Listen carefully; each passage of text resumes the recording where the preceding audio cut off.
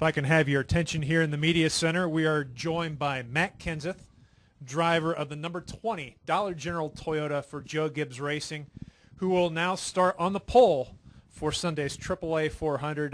Has some connections upstairs, I assume, to get that starting position. But the weather has played in your favor. Talk about getting that prime starting position for Sunday's race. Well, I think we all would have liked to get on a track today and get some practice. I know there's some things we wanted to work on and try to, improve from the spring, for this race. So I think everybody want to get on the track. It's one of the advantages about leading the points. Obviously, if it rains, you get a good starting spot in pit stall. So, glad we're starting in the front, but still would have liked the track time.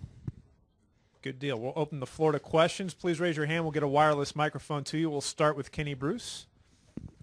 Kenny Bruce, NASCAR.com. I would ask you to talk about your pole run, but I guess that's not applicable here.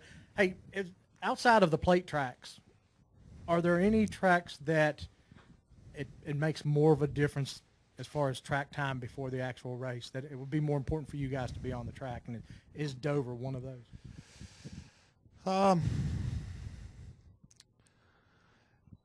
Yeah, I don't know. I got to think about that a little bit. I guess anywhere where they haven't had a test, which they've had a lot of tests this year. So we have a tire test coming up in Phoenix the week after next. So we'll have some time there. But I think probably all of them. I think a little bit depends on your specific situation. For us getting in last week, it's probably less important. Obviously, for our point situation, if we get practice today, than if we didn't get practice next week because everybody's starting over. So, but other than that, every track, it's good to get some time on. Well, yeah, I think that makes a little bit of difference for sure being here for the second time. If you go to any of these tracks where you go once a year, Homestead and places like that, I think it's probably more important to get the practice. Okay, we're going to go next to Andrew, and then we'll go to the gentleman over in the corner. Force One, how does being locked into the next round change your approach to this weekend, if at all? Really doesn't change my approach. I believe that you want to do the best you can every week. You want to keep performing at the same level, for the next 8 weeks, I guess. So, I think you want to run up front. You want to be a contender. You want to be in that mix to be in position to try to win the race at the end of the day. Keep your pit crew performing at a top level. Keep yourself. I think you just want to keep the whole thing rolling. And just keep working at it 1 week at a time. Good deal. Zach Catanzarelli, front stretch. What are your feelings towards Tony Stewart and what he's meant toward your career and his announcement this past week?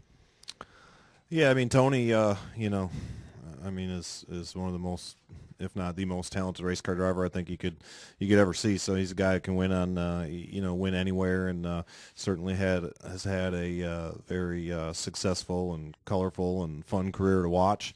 Lot going on.